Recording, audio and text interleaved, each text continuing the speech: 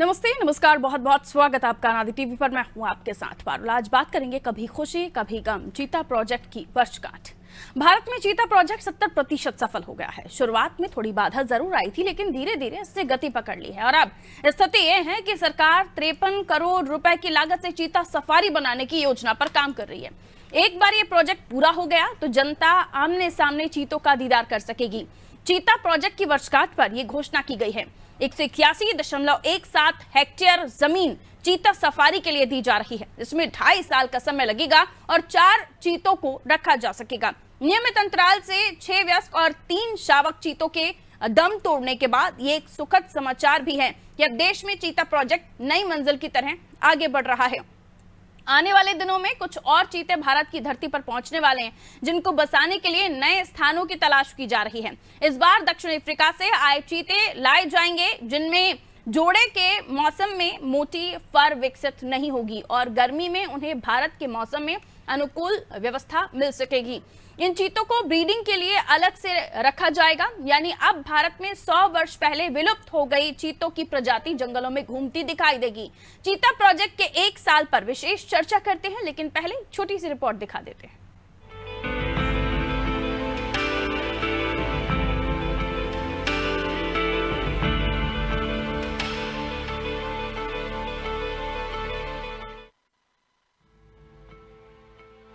कूनो के चीता प्रोजेक्ट की वर्षगांठ हो चुकी है। प्रधानमंत्री नरेंद्र मोदी के जन्म दिवस के साथ साथ मध्य प्रदेश में कूनो प्रोजेक्ट के 1 वर्ष पूरे होने का जश्न मनाया गया। वर्ष 2022 में 17 सितंबर को प्रधानमंत्री नरेंद्र मोदी ने कूनो नेशनल पार्क में चीता प्रोजेक्ट की शुरुआत करते हुए 8 नामीबियाई चीतों को भारत को समर्पित किया था। इसके बाद चीते साउथ अफ्रीका से आए और 4 चीते भारत की धरती पर जन्मे। भारत में जन्मे 3 शावक और बाहर से आए 6 वयस्क चीते दम तोड़ चुके हैं। इस प्रकार तमाम बाधाओं के बावजूद चीता प्रोजेक्ट को भारत में 70% सफलता मिल गई है और ये दुनिया में सबसे ज्यादा है, क्योंकि माना जाता है कि 50% चीते बच जाते हैं तो भी प्रोजेक्ट सफल रहता है। ऐसा प्रोजेक्ट के एक्शन प्लान में पहले से ही लिखा गया है। भारत की धरा पर फिर से बसाए गए चीते कूनो नेशनल पार्क में स्वयं को सरवाइव करने के लिए यहाँ की आबो हवा में ढाल रहे हैं और ये सुकून भरी बात है। सुप्रीम कोर्ट ने चीतों पर राजनीति करने से बाज आने को कहा है। उसके बाद से हालात थोड़े सुधरने लगे हैं और अभी लंबे समय से कोई कैजुअलिटी नहीं हुई है। दक्षिण अफ्रीका में कुछ इलाकों में तेज ठंड के कारण चीतों के शरीर पर घने बाल निकल आते हैं। यही कारण है कि मध्य प्रदेश की गर्मी में चीतों को शुरुआत में परेशानी हुई, लेकिन जो चीता शावक बचा हुआ है वो अच्छी तरह से जिंदगी गुजार रहा है और उसे भारत की आबो हवा में अनुकूल लग रहा है। कुछ असफलताओं और बड़ी सफलता के बीच ये प्रोजेक्ट अब गति पकड़ रहा है और उम्मीद की जानी चाहिए कि अगले 5 साल में भारत के जंगलों में हमें चीते स्वच्छंद घूमते दिखाई देंगे। इस प्रकार एक बार फिर भारत की धरती पर वो प्राणी दिखने लगेगा जो भारत से लगभग 100 वर्ष पहले ही विलुप्त हो चुका था। अच्छी खबर ये भी है कि मध्य प्रदेश के कुछ नए इलाकों को चीतों के रहवास के रूप में विकसित किया जा रहा है। 67 वर्ग किलोमीटर का बाड़ा भी बनाया जा रहा है। अब जरूरत इस बात की है कि इस पर राजनीति ना करके सारे देश में जहां उपयुक्त जलवायु और माहौल है, वहां इस बेमिसाल प्राणी को बसाया जाना चाहिए। ब्यूरो रिपोर्ट, अनादि टीवी।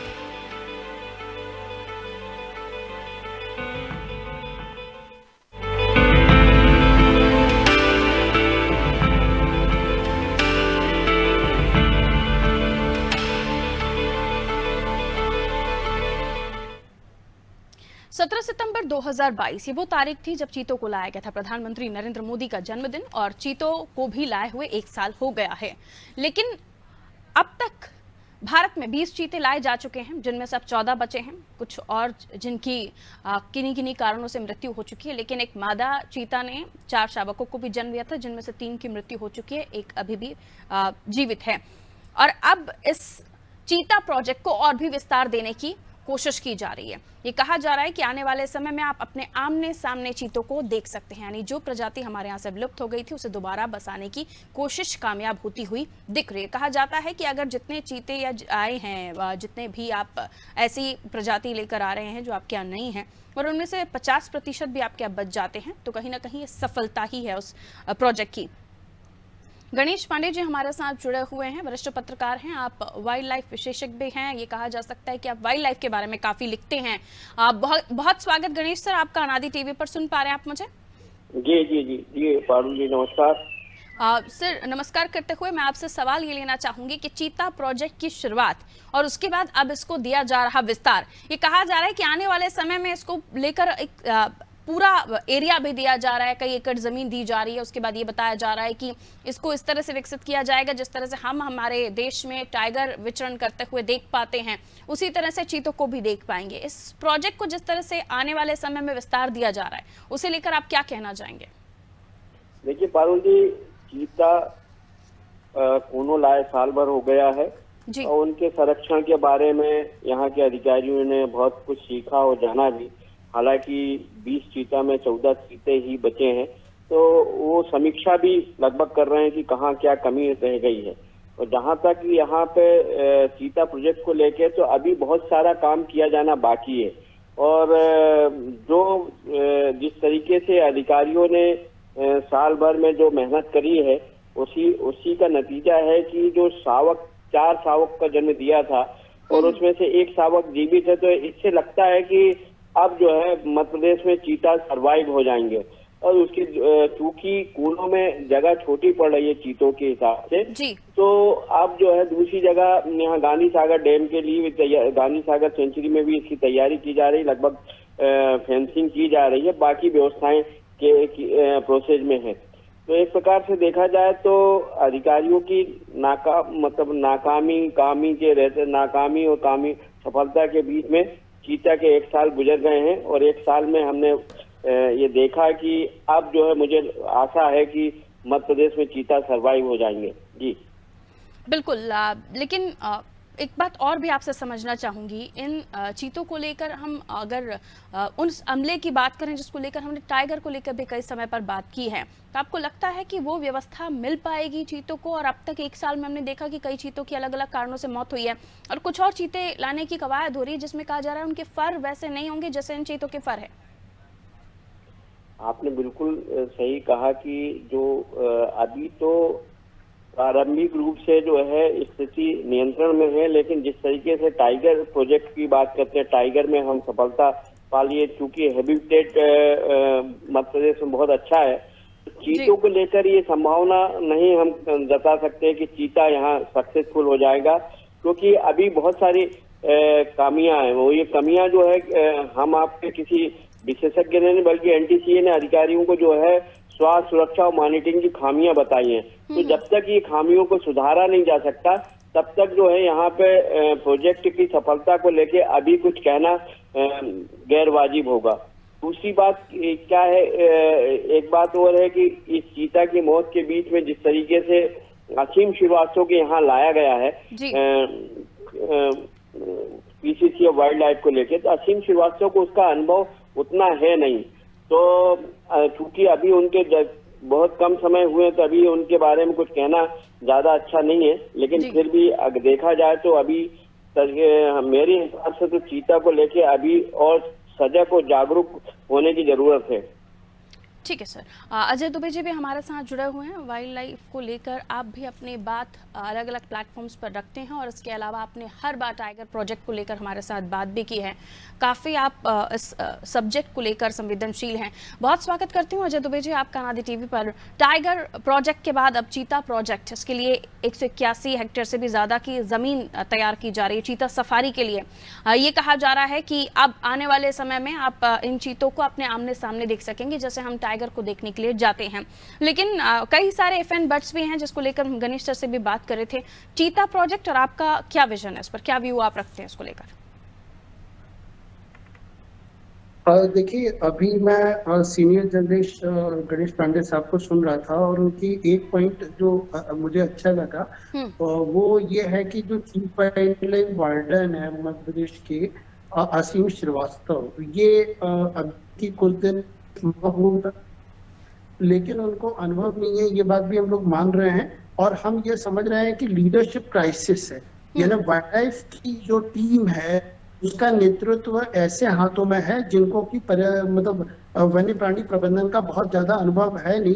और फील्ड पे नहीं है, वो केंद्र सरकार में रहे और कई जगह है। इसका मैं नतीजा आपको ये बताता हूँ कि चीतों की जो लगातार मौत हुई, उस पर जो चीता प्रोजेक्ट का एक हम हवाला देते हैं कि उसमें कहा गया था कि जो पहला जब कहीं भी इंट्रोडक्शन होता है तो उसमें 50% डेथ होती है, लेकिन वो 50% डेथ का आंकड़ा हम क्यों टच करें? हम क्या इस बात पे खुश क्यों रहें कि हाँ हमने 50% डेथ हो गई? ऐसा बिल्कुल नहीं है। क्यों? क्योंकि आप ही देखें कि इनके कुछ सरकारी जो रिकॉर्ड्स हैं मेरे पास, उसमें 4 जो शावक जो इंडिया में जन्म लिए थे, उनमें से 3 की जो डेथ हुई है वो लू से हुई है, स्ट्रोक से हुई है। यानी और अभी एक बच्चे को आप कैद में रखा हुआ है। इसका मतलब है कि आप बाकी बच्चों को भी, जब आप जानते थे कि कूनों में बहुत ज्यादा गर्मी पड़ती है, तो आपको उनको एक्टिव में रखना था समय के लिए, जब तक मौसम बहुत ज्यादा गर्म है, 50 डिग्री के करीब टेम्परेचर था। एक ये मामला है। दूसरा मामला ये है कि रेडियो कॉलर से जो डेथ हुई है, उन डेथ को हम अवॉइड कर सकते थे, क्योंकि इंडिया में जो टाइगर जो मैनेजमेंट है, इसके एक्सपर्ट ऑफिसर जानते हैं कि कॉलर कैसे फिट किया जाता है। जो साउथ अफ्रीका, नामीबिया से पहन के चलिए, अजय दुबे जी का शायद नेटवर्क डिस्कनेक्ट हुआ है। दुबे साहब, मैं लौट रही हूँ आपके पास दोबारा आऊँगी वापस। गणेश सर से बात करी। गणेश सर, कुछ ऐसी बातें, इंपॉर्टेंट पॉइंट्स जो अजय दुबे जी भी हमें बता रहे थे, लेकिन इसके इतर हम ये भी आपसे समझने की कोशिश करेंगे कि कई सारे ऐसे वन्य प्राणी को लेकर लिखने वाले लोग हैं, उनको समझने वाले लोग हैं, उनके जीवन को संवेदनशील से रखते हैं। आप भी इस बात को समझते हैं। कई सारे लोग हैं, क्योंकि हम देखते हैं जू में जाना या चीता या टाइगर, इनको लेकर मध्य प्रदेश टाइगर स्टेट भी कहलाता है। अब चीता को लेकर भी मुख्यमंत्री शिवराज सिंह चौहान कह चुके हैं कि कुछ समय बाद हम चीता स्टेट भी होंगे। इससे स्टेट के इंप्रेशन पर क्या फर्क पड़ता है? देखिए पारुल, ये हम सभी के लिए, मध्य प्रदेश वासियों के लिए गौरव की बात है कि हम चीता स्टेट भी बन गए हैं। लेकिन इसके साथ कई बड़ी चुनौतियां हैं जो मध्य प्रदेश के अधिकारियों से हमें अपेक्षा है, उन अपेक्षाओं पे खरे नहीं उतर रहे हैं।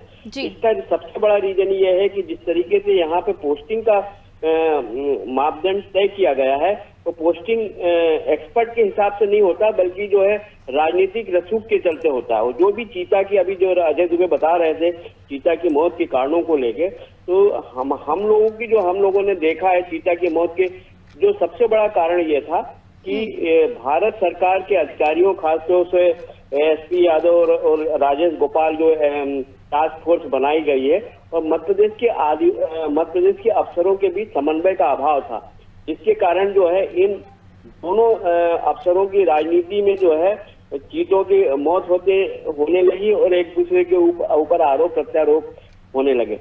और एक चीज है। दूसरी चीज, जो वहां पे चीता के लिए जो शाकाहारी जानवरों की आवश्यकता है, वो उनके औसत के हिसाब से धीरे धीरे कम होते जा रहे हैं। जी जी।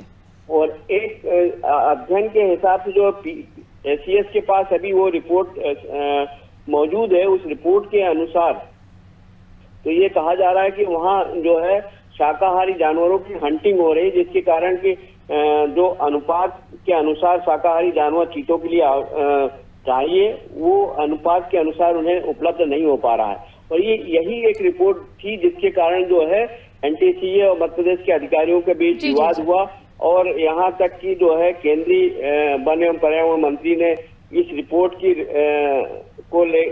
के आधार पर जब SCS ने चिट्ठी लिखी उन्हें, तो उनको फटकार भी लगी।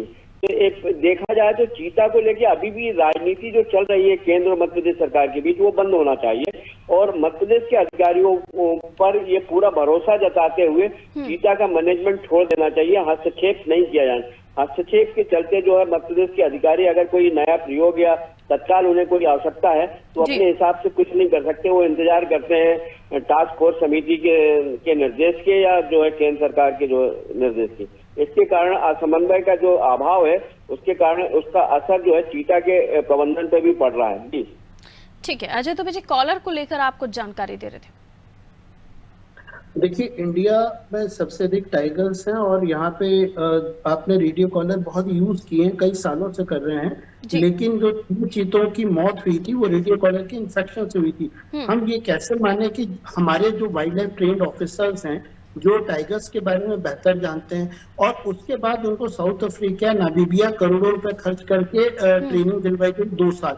तो रेडियो कॉलर इन्फेक्शन हमारी प्रबंधन की लापरवाही है, और इन मौतों को हम ये नहीं कह सकते कि चूंकि चीता प्रोजेक्ट में ये डेथ होनी थी इसलिए वो हो गई। मेरा मानना है कि वहां पे जो भी ऑफिसर्स हैं उनकी जवाबदेही तय की जाए। यदि बेहतर काम कर रहे हैं तारीफ करिए, यदि उनकी डेथ हो रही है तो उन पर एक्शन लीजिए। यहाँ तक की जो रिपोर्ट्स आई हैं वहां पे ये पाया गया है, ये एंटीसेक रिपोर्ट है, कि वहां पे जो दवा और जो मेडिसिन यूज की गई थी चीतों को कैप्चर करने के लिए, जो फ्री रेंज चीते जो अपने इंक्लोजर से छोड़े गए थे, उनमें एक्सपायरी डेट की दवा थी। उनमें प्रॉपर उनको जो रेफ्रिजरेटर गाड़ियों में फिट करके रखना था वो नहीं रखा गया। हम ऐसी जो फेंसिंग है वो टूटी हुई है, वहां पे जो फॉरेस्ट गार्ड है उनकी जगह लेबर वहां पर निगरानी कर रहे हैं। तो ऐसी बहुत सारी कमियां निकल के आई हैं, जिन कमियों को हम मानवीय त्रुटि कह सकते हैं, और इस पे अधिकारियों पे एक्शन होना चाहिए। ये प्रोजेक्ट की 50% डेथ का जो आवरण है वो गलत है। हम ये मानते हैं कि जो वहां पे डेथ हुई है करीब 6 के करीब जो हुई है, उन डेथ के लिए निश्चित तौर पर सरकार के कुछ अधिकारी जिम्मेदार थे, लापरवाह थे। जेएस चौहान साहब को हटाया गया, सरकार का एक अच्छा कदम था, क्योंकि वो फील्ड पे लगातार जा रहे थे, कूनों में वो वहां पर रहते भी थे, लेकिन उसके बावजूद भी वहां पर वो अधिकारियों की लापरवाही को रोक नहीं पाए। कूनो नेशनल पार्क में शाकाहारी जानवरों का शिकार है, इसके अलावा गन शॉट की आवाज आती है, ये सरकारी रिकॉर्ड्स में, यानी शिकारी वहां पे सक्रिय हैं और कभी भी किसी बड़ी घटना को अंजाम दे सकते हैं। इसके अलावा चीता प्रोजेक्ट की एक बहुत बड़ी शर्त थी कि स्थानीय जो आदिवासी जिनको विस्थापन किया गया 29 गांव, उनके लिए रोजगार मूलक गतिविधियां भी बनाई जाएंगी। ये चीता प्रोजेक्ट में भारत सरकार ने जो राशि दी थी उसकी शर्त थी। उसका आशय ये रहता है कि जब स्थानीय लोगों को रोजगार मिलता है तो उनका और जो स्थानीय जानवर उनका संघर्ष नहीं होता, वो लोग उनके संरक्षण में अहम भूमिका निभाते हैं, वो मुखबिरी भी करते हैं और वो सकारात्मक रहते हैं। कभी चीता उनके यदि जानवर को मारेगा भी तो वो उसको रिटर्न में उसको हानि नहीं पहुंचाएंगे। तो स्थानीय लेवल पर जो विकास कार्य होने थे, ITI डेवलप होनी थी, वो भी अभी तक नहीं हुआ।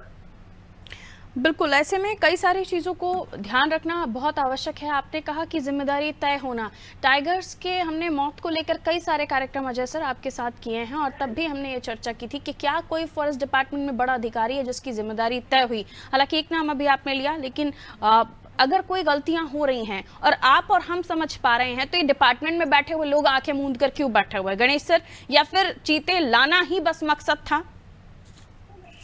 देखिए पारुल, चीता क्यों लाया गया है ये आप भी जानती है, अजय भाई भी जानते हैं कि चीता इसलिए मध्य प्रदेश लाया गया है कि हमेशा के लिए एशियन लायन की जो मध्य प्रदेश की डिमांड है, जो सुप्रीम कोर्ट के जो है आदेश निर्णय है, मध्य प्रदेश को जो है एशियन लायन दिया जाए, उसका पटाक्षेप हो जाए और वो हमेशा के लिए फाइल बंद हो जाए। इसी के लिए जो है प्रधानमंत्री नरेंद्र मोदी चीता प्रोजेक्ट लेके आए, क्योंकि नरेंद्र मोदी ने एशियन लायन को गुजरात की अस्मिता से जोड़ के देख रहे हैं कि अगर वो जो है उनका ब्रांड नेम चीता के एशियन लायन के रूप में गुजरात जाना जाता है, तो वो उसको जो है कहीं डिस्ट्रीब्यूट नहीं करना, किसी दूसरे के हिस्सेदारी नहीं देनी है, और इसलिए वो चीता का प्रोजेक्ट तैयार किया। और चीता, हालांकि चीता प्रोजेक्ट पहले से भी चल रहा था, लेकिन उसको इसलिए लाया गया ताकि जो है वो एशियन लायन का जो किताब बंद हो जाए। दूसरी बात, जहां तक आपने बोला कि सीनियर अधिकारी जो है जेएस चौहान को हटा दिया, ये गलतियां मानते हुए, लेकिन वहां पे जो फील्ड डायरेक्टर है और जो है वहां पे सिंह परियोजना के उत्तम शर्मा, जिनके जो सतत वहां निगरानी कर रहे हैं, उनके ऊपर कोई कार्रवाई नहीं की गई, जबकि जो वहां पे डीएफओ है कूनो का, डीएफओ के खिलाफ तो जो है सीनियर अधिकारियों ने चिट्ठी भी लिखी, क्योंकि वो केंद्रीय मंत्री का जो है खास बंदा माना जाता है, इसलिए उसको हटाने की कोई पहल नहीं हुई, और बल्कि इसका ट्रांसफर किया गया था दूसरी जगह पेंच नेशनल पार्क में। तो उसको जो ट्रांसफर करीब 3 बार कहने के बाद, केंद्रीय मंत्री के बार बार दबाव जानने के बाद, करीब 6 महीने बाद उसका ट्रांसफर कैंसिल हुआ। प्रकाश सिंह वर्मा था। तो ये सारी चीजें जो कमियां हैं, अगर कमियों के खिलाफ या अधिकारियों के खिलाफ छोटी छोटी अगर आपने कार्रवाई बिल्कुल सर, से अच्छा प्रबंधन जो 181.17 हेक्टेयर जमीन चीता सफारी के लिए दी जा रही है, यानी पूरी तरीके से हम चीता सफारी को विकसित होते हुए देखेंगे। अजय सर, इस पे जल्दी से और संक्षेप में समझाइएगा कि चीतों के लिए क्या क्या आवश्यकता वहां पर हो सकती है, क्योंकि हम ट्रेन्ड ऑफिसर्स ना होना की बात कर रहे हैं, हम स्पेशल टास्क ना होना की बात कर रहे हैं, और उसके बाद हम जब चीतों के लिए सफारी बना रहे हैं तो वहां किन चीजों की आवश्यकता होगी और उसके लिए तैयार हैं हम? देखिए, पूर्ण सफारी बनाने का निर्णय निश्चित तौर पर सुप्रीम कोर्ट के आदेश का उल्लंघन है। सुप्रीम कोर्ट ने अभी कुछ दिन पहले कहा है कि कैद में जंगली जानवर को रखना गलत है, इनको जू में आप रखिएगा। अच्छा, किसी भी देश ने आपको चीते इसलिए नहीं दिए कि आप उनको कैद में रखिए। रिलायंस के जू में ऑलरेडी चीते कैद में हैं। मेरा मानना है कि रसूखदार लोगों ने वहां पे बहुत बड़ी संख्या में जमीन खरीदी हुई है और उसके कारण ये देख रहे हैं कि जो फ्री रेंज है चीते, जिनको जंगल में हम छोड़ने में दिक्कतें आ रही हैं, तो उनको फिर सफारी में बंद एक बहुत बड़ा बाड़ा होगा जिसमें आप बंद गाड़ियों में जाके उनको देख सकते हैं। तो ये निश्चित तौर पर घातक निर्णय है, इसका विरोध भी करेंगे। हाँ, मैं ये कहता हूँ, गणेश पांडे साहब ने जो अभी कहा है कि वहाँ के डीएफओ पीके वर्मा और उत्तम शर्मा जो डायरेक्टर है, उनकी जिम्मेदारी जब तक तय नहीं होगी, उनके दोनों के रहते हुए लगातार चीतों की डेथ हुई है जो भविष्य के लिए घातक है। ठीक है, लेकिन इसको लेकर एक तरफ आपका ये भी कहना है कि ये सही नहीं है, दूसरी तरफ इसका स्वागत भी किया जा रहा है कई जगहों पर। आने वाले समय में देखना होगा कि चीता सफारी प्रोजेक्ट जाता कहाँ है। समय इतना ही इजाजत दे रहा था सर, बहुत बहुत शुक्रिया आप दोनों का हमारे साथ चर्चा में जुड़ने के लिए। भारत में चीता प्रोजेक्ट 70% तक सफल हुआ है, लेकिन चीता सफारी बनाने की तैयारी की जा रही है। इसके लेकर अलग अलग लोगों का आकलन है, अलग अलग विचार है, लेकिन ये भी कहा जा रहा है कि कई सारी चीजों की आवश्यकता पड़ेगी। एक चीते की मौत इसलिए हुई थी क्योंकि उसे जो रेडियो कॉलर लगाया गया था उसमें इन्फेक्शन हो गया था। ऐसी कई छोटी बातें जिसका विशेषज्ञों को ध्यान रखना जरूरी है। क्या वो एक्सपर्ट्स हमारे पास हैं जो इन चीतों को चाहिए? तमाम चीजें हैं जिस पर चर्चा हो रही थी। बहरहाल चीते हमारे यहाँ हैं और ये अच्छी खबर है कि 100 साल पहले जो प्रजाति हमारे यहाँ से विलुप्त हो गई थी वो दोबारा अब हमारे यहाँ है। और प्रधानमंत्री नरेंद्र मोदी के जन्मदिन के साथ ही टाइगर प्रोजेक्ट तो हमारे यहाँ प्रदेश में है ही, मध्य प्रदेश टाइगर स्टेट ही कहलाता है, लेकिन उसके अलावा चीते भी अब हमारे पास हैं और 1 साल चीतों को भी हो गया है। अब हम चीता को लेकर यानी चीता स्टेट भी कहला रहे हैं। दीजिए इजाजत, रखिए अपना ख्याल, नमस्कार।